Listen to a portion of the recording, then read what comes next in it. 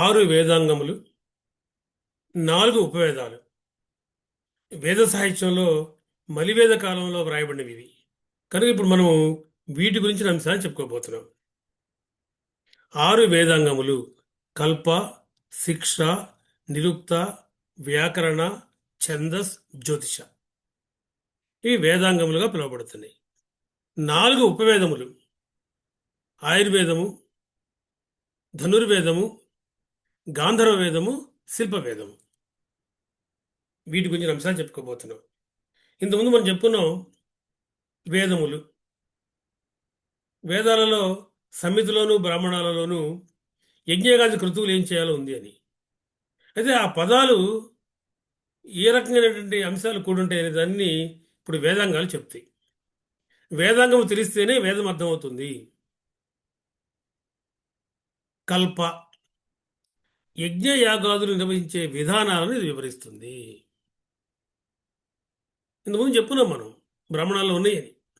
వాటిని సారీ ఇంకొంచెం ఫర్దర్గా బిట్ బై బిట్ వివరిస్తాయి. కనుక కల్పసూత్రాలు చాలా మైన్యూట్ డీటెయిల్స్ తోటి యజ్ఞయాగాదులు ఏం చేయాలో వివరిస్తాయి. రెండవది శిక్ష. ఈ శిక్ష అంటే ఉచ్చారణ, ప్రొనౌన్సియేషన్, స్వరాలు, శబ్దశాస్త్రము.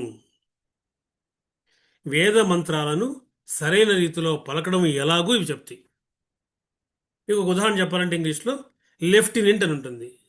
స్పెల్లింగ్ ఏముంటుంది? LIEU TENANT ఉంటుంది. దానికి లెఫ్టినెంట్కి సంబంధం ఉందా? కాబట్టి ఏ పదాన్ని ఎలా పలకాలి మనకి మామూలుగానే తెలుసు. వేదాలలో పదాలు ఉంటాయి. వాటిని ఏ రకంగా పలకాలి, ఏ రకంగా ఉచ్చరించాలి, ప్రొనౌన్సియేషన్ ఎట్లా ఉండాలి, ఉచ్చారణ చెప్పుకున్నాం మనం.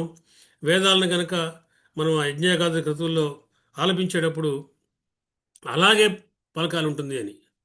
కాబట్టి వేదాల గురించిన నమ్మకం మరొకటి ఏంటంటే ఏ రకంగా పలకాలి అనేది స్పష్టంగా ఉండాలి. ఉచ్చారణ బాగుంటేనే మళ్ళీ తిరిగి అవి పనిచేస్తాయి.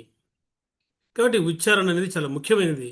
అందువల్ల వేదాలలో ఉండేటువంటి పదాల యొక్క ఉచ్చారణ, స్వరాలు ఎట్లా ఉండాలి, ఒక రకంగా చెప్పాలంటే శబ్దశాస్త్రాన్ని శిక్ష తెలియజేస్తుంది.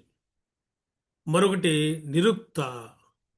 నిరుక్త అంటే పదాల యొక్క ఆవిర్భావము, పదాల యొక్క అర్థము, వ్యుత్పత్తి. మన పదం వ్యుత్పత్తి. కాబట్టి వాటిని వివరించేటువంటిది తిరిగి మళ్ళీ నిరుక్త. కఠినమైనటువంటి వేద పదాలు ఏవైతే ఉంటాయో వాటిని అర్థం చేసుకోవడానికి ఇది ఉపయోగపడుతుంది. ఎటిమాలజీ, వ్యుత్పత్తి. మీకు ఒక విషయం చెప్తాను ఇంగ్లీష్లో అర్థం కావడం కోసం మాత్రమే ఇది. Sociology. Ology means study of, అది వ్యుత్పత్తి. Socio regarding the society. కాబట్టి సోషియాలజీలో ఆలజీ లాగానే ఆంథ్రోపాలజీ, ఫిజియాలజీ ఇలా రకరకాల చెప్పుకోవచ్చు. కనుక ఆలజీ అనేటువంటిది వ్యుత్పత్తి, దాని నుంచి వస్తున్నాయి. ఇట్లా ఆ యొక్క పదాల యొక్క అర్థాన్ని, వ్యుత్పత్తిని తెలిపేటువంటిది నిరుక్త.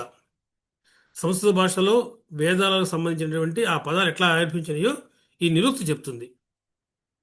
అదేవిధంగా వ్యాకరణ, మనకు తెలిసినట్టు గ్రామర్. అంటే వ్యాకరణ అంటే గ్రామాలకు సంబంధించి భాషా నియమాలు ఎట్లా ఉంటాయి, పద నిర్మాణం ఎట్లా ఉండాలి, వాక్య నిర్మాణం ఎట్లా ఉండాలి, ఇది వివరిస్తుంది. సంస్కృత భాషను శుద్ధంగా ఎట్లా ఉపయోగించాలనే దానిని వ్యాకరణం తెలియజేస్తుంది. మీరు తెలుగు వ్యాకరణం తెలుసు కాబట్టి మీకు ఇది తెలుగుని అర్థమవుతుంది. కనుక సంస్కృత వ్యాకరణం దీంట్లో ఉంటుంది. ముఖ్యంగా వేదాలలో ఉన్నటువంటి ఆ యొక్క శ్లోకాలు ఇవన్నీ కూడా ఏ రకమైన వ్యాకరణాన్ని కలిగి ఉన్నాయో, వాక్యాలు ఏ రకమైన నిర్మాణం కలిగి ఉన్నాయో ఇది మనకి తెలియజేసేటువంటి వేదాంగం. అలాగే ఛందస్. ఛందస్సు అంటే మీకు తెలుసు, మనకి తెలుగు భాషలో కూడా ఛందస్సు ఉంది. సంస్కృత భాష ఛందస్సుని తెలియజేస్తుంది. ఛందస్సు అంటే మనం మీటర్ అంటాం, ప్రోజిడి, వృత్తాలు. ఈ వృత్తాలు మీటర్ల గురించి వివరించేటువంటిది ఇది ఈ ఛందస్సు అనేటువంటిది. వాటి యొక్క ఆ మంత్రాలు ఏవైతే వాటి యొక్క లయని, నిర్మాణాన్ని ఇది తెలియజేస్తుంది. కనుక ఛందస్ మనకి తెలుగు ఛందస్సు లాగానే సంస్కృత భాషలో ఛందస్ ఇది ఒక వేదాంగం. మరొకటి జ్యోతిష. జ్యోతిష జ్యోతిష మీన్స్ యాస్ట్రానమీ, గుర్తుపెట్టుకోండి. మీకు ఎగ్జామినేషన్ ఒకసారి ప్రశ్న అడిగాడు, వాట్ ఈస్ మెంట్ బై వేదాంగ జ్యోతిష, కింద యాస్ట్రానమీ, యాస్ట్రాలజీ ఇంకెవరు రెండు ఇచ్చాడు. గుర్తుపెట్టుకోండి, వేదాంగ జ్యోతిష మీన్స్ యాస్ట్రానమీ, ఖగోళ శాస్త్రం. అంతేగాని జ్యోతిష్యము, యాస్ట్రాలజీ ఉద్దేశం కాదు. ఈ జ్యోతిష్యం నుంచే తర్వాత రోజుల్లో వరాహమిహిరుడు జ్యోతిష్యాన్ని, యాస్ట్రాలజీని డెవలప్ చేశాడు. దాని గురించి ఈసారి క్లాసుల్లో ఎప్పుడో మనం చెప్పుకున్న గుప్తుల కాలంలో. కనుక వేదాంగ జ్యోతిష అంటే అర్థము ఖగోళ శాస్త్రము, ఖగోళ జ్ఞానము. ఇది కాలగణను తెలియజేస్తుంది, గ్రహాల స్థితిని తెలియజేస్తుంది, ఏ గ్రహం ఎక్కడుంది ఏమిటి అనేది. వేదకాలంలో యజ్ఞాల సమయం చాలా ముఖ్యం. ఏ సమయంలో ఏ యజ్ఞం చేయాలో, ఏ ఇష్టి చేయాలో, ఇష్టి అంటే చిన్న చిన్న యజ్ఞాలు. కాబట్టి ఇవన్నీ కూడా ఏ ఏ కాలంలో జరగాలి, ఏ నెలలో, ఏ వసంతకాలంలో జరగాల, మాసం ఏ మాసంలో జరగాలి, ఏ ఋతువులో జరగాలి, ఏ సమయంలో జరగాలి కూడా చాలా డీటెయిల్డ్గా ఉంటాయి. యజుర్వేదము, అధర్వవేదం ఇవన్నీ ఇస్తున్నాయి. కాబట్టి వాటిని గురించి తెలుసుకోవడం కోసం కాలగణన తెలియాలి. కాబట్టి కాలగణనను తెలియజేసేటువంటి ఖగోళ శాస్త్రాన్ని, గ్రహాల యొక్క స్థితులు తెలియజేసేటువంటిది ఈ జ్యోతిష్యము. జ్యోతిషము కాబట్టి కల్ప యజ్ఞాలు ఏ రకంగా చేయాలో చెప్పేది, శిక్ష పదాల యొక్క ఉచ్చారణ, నిరుక్త పదాల యొక్క వ్యుత్పత్తి, వ్యాకరణ భాషా నియమాలు, ఛందస్ ప్రోజిడి మీటర్, జ్యోతిష ఖగోళ శాస్త్రం, గ్రహాల యొక్క స్థితిగతులు చెప్పేది. ఇవి ఆరు పట్టుంటేనే, తెలిస్తేనే వేదం అర్థమవుతుంది, వేదాన్ని పాటించగలుగుతాము. ఇది నమ్మకం, విశ్వాసం. దాని ప్రకారమే తిరిగి మళ్ళీ మనకి కనపడుతుంది. దీని తర్వాత 4 ఉపవేదాలు రాయబడ్డాయి. ఈ ఉపవేదాలకు విశేషం ఏంటంటే, ఉపవేదము వేదముల నుంచి తీసుకోబడింది. ఋగ్వేదంలోను, యజుర్వేదంలోను, సామవేదంలోను, అధర్వణ వేదంలోను అనేక అనేక అంశాలు ఉన్నాయి. ఉదాహరణకి మొదటిది ఆయుర్వేదము, ఉపవేదం. 4 వేదాల యొక్క సారాంశం తీసుకుంటే, అక్కడ వేదాలు వేరే ఏవో రాయబడ్డాయి. మనం చెప్పుకున్నాం, కొన్ని చోట్ల ఆ స్థుతులు ఉన్నాయని, ఇంకో చోట్ల మళ్ళీ తిరిగి వాటి రాగాలు కూర్చారని, ఇంకోటి ఇంకోటి మనం చెప్పుకున్నాం. బాగానే ఉంది. అయితే అక్కడ ఒక్కొక్క దాంట్లో ఒక్కొక్క చోట కొన్ని వైద్య వేదానికి సంబంధించిన అంశాలు ఉంటాయి. ఋగ్వేదంలో ఉన్నాయి. అశ్విని సోదరులు ఏ రకంగా యుద్ధాల గాయాలైన వాళ్ళకి నయం చేశారు. విశ్వల ఒక మహిళ, ఆమె యుద్ధంలో కాలు పోతుంది, ఆమె కాలు విరిగిపోతుంది, ఆమెకు నయం చేస్తారు. ఒక ఋషిని మంటల్లో తగలబెడితే మళ్ళీ బతికిస్తారు అశ్విని సోదరులు. చవన ప్రాస, మనం పేరు ఇప్పుడు వింటాం. చవనముని వార్ధక్యంతో బాధపడుతూ ఉంటే అతను యవనాన్ని ప్రసాదించడానికి అశ్విని సోదరులు ప్రయత్నం చేసి విజయం సాధిస్తారు. అట్లాగే మనము అధర్వణ వేదం ఇంతకుముందు చెప్పుకున్నాం. కాబట్టి ఆయా వేదముల్లో ఉన్నటువంటి వైద్యానికి సంబంధించిన అంశాలని తీసి ఆయుర్వేదం అంటే ఉపవేదం రాయబడింది. కాబట్టి ఆరోగ్యము, వైద్యము, శరీర సంరక్షణ గురించి ఉంటుంది ఆయుర్వేదంలో. ఔషధాలు, జీవన విధానం మీద దృష్టి సారిస్తుంది. అంటే వేదాల యొక్క 4 వేదాల యొక్క సారాంశము వైద్యశాస్త్రం సంబంధించి ఆయుర్వేదంలో ఉంటుంది. రెండోది ధనుర్వేదము. ధనుర్వేదం అనగానే మనం ధనస్సు అంటే విల్లంబులు తెలుసు కాబట్టి ధనుర్వేదం అంటే కేవలము ధనస్సుకు సంబంధించింది అనుకోవాల్సిన పని లేదు. యుద్ధ తంత్రాలు దాంట్లో ఉంటాయి, యుద్ధ నియమాలు దాంట్లో ఉంటాయి, యుద్ధ కళలు, ఆయుధాల వినియోగం ఉంటుంది, అన్ని ఆయుధాలు, ఇటువంటి వ్యూహాలు పన్నాలి. మహాభారతంలో అయితే మనకు తెలుసు, రకరకాల వ్యూహాలు ఉంటాయి. పద్మవ్యూహం గురించి మనం వినుంటాం. శకట వ్యూహం అని, గరుడ వ్యూహం అని, ఇటువంటి అనేక అనేక రకాల వ్యూహాలు ఉంటాయి. ఆ వ్యూహాలు ఏ రకంగా పన్నాలి, వాటిని ఏ రకంగా ఛేదించాలి, ఇవన్నీ కూడా దీంట్లో మనకు కనపడతాయి. వివిధ రకాల ఆయుధాలు, ముక్త అని, వినుర్ముక్త అని రకరకాలుగా ఉంటాయి. ఒకటి చేతితో పట్టుకొని వాడేవి, కొన్ని విసిరేసేవి, సులాలు బల్లాలు లాంటివి, కొన్ని బాణాలు. కాబట్టి ఇటువంటివన్నీ కూడా వాటి యొక్క యుద్ధ కళల గురించినటువంటి అంశాలు ఉంటాయి. అంటే రక్షణ, యుద్ధ వ్యూహాలకు సంబంధించిన జ్ఞానం అంతా కూడా తిరిగి మళ్ళీ ధనుర్వేదంలో ఉంటుంది. ఆయుర్వేదాన్ని సర్వసాధారణంగా మనం చెప్పుకుంటామంటే, ఆయుర్వేదాన్ని ఋగ్వేదానికి ఉపవేదము అంటారు.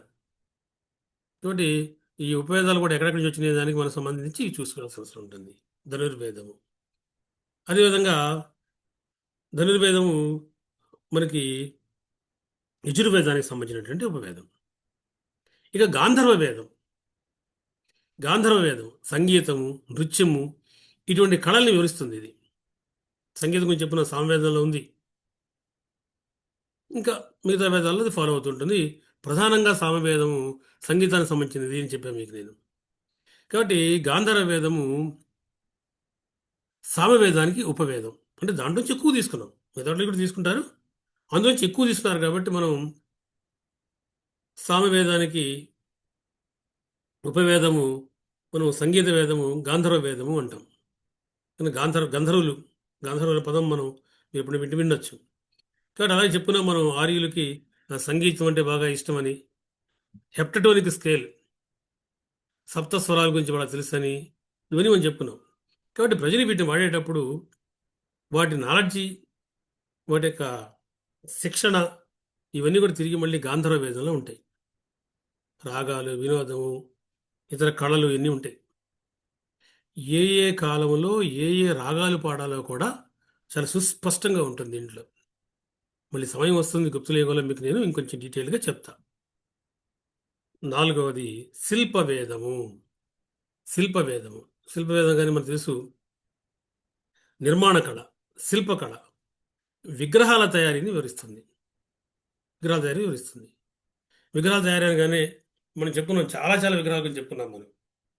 సింధు నాగరికతలో నాటికత కాంస్య విగ్రహమే కాదు, ఇతర పరమైనటువంటివి అందులో మనకి యోగముద్రలు కూడా ఉన్నాయి. కానీ ఇటువంటి శిల్పాలు ఏ రకంగా నిర్మించాలి, చాలా చక్కటి వివరణ ఉంటుంది. మన ముఖభాగం వరకు ఎంత ఉండాలి నిర్మాణ శిల్పంలో, ముఖభాగం నుంచి కటి భాగం వరకు ఎంత ప్రపోర్షనట్గా ఉండాలి, తర్వాత అడుగు భాగము పాదహస్త భాగాలు ఎట్లా ఉండాలి, ఇవన్నీ కూడా చాలా స్పష్టంగా మనకి ఈ శిల్పవేదంలో కనపడతాయి. శిల్పవేదం ఆధారంగానే తర్వాత రోజుల్లో వాస్తు వేదం బయలుదేరింది. మనం వాస్తు అనే దాన్ని నమ్ముతాం. చాలామంది వాస్తు పాటించకుండా ఎటువంటి నిర్మాణాలు చేపట్టరు ఇవాళ సమాజాన్ని మనం చూస్తున్నాం. కనుక వీటిని మనం గమనించేటప్పుడు మనకి ఈ శిల్పవేదం నుంచి తిరిగి మళ్ళీ వాస్తు వేదము ఉద్భవించిన విషయం గుర్తుపెట్టుకోవాల్సి ఉంటుంది. ఇట్లా ఇవి 4 ఉపవేదాలు. ఇవి కూడా మలివేద కాలంలోనే వ్రాయబడటం వల్ల మలివేద కాలంలో భాగంగా ఇవి చెప్పుకుంటాం మనం. ఇవి కాకుండా షట్ దర్శనాలు, 6 స్కూల్స్ ఆఫ్ ఫిలాసఫీ, ధర్మసూత్రాలు కూడా మలివేద కాలంలోనే వ్రాయబడ్డాయి. ఆ షడ్దర్శనాల గురించి, సూత్ర సాహిత్యం గురించి నేను మీకు నెక్స్ట్ వీడియోలో తెలియజేస్తాను. Please subscribe, like, comment and share our channel to everyone that are preparing the examinations. ప్రస్తుతానికి స్వస్తి.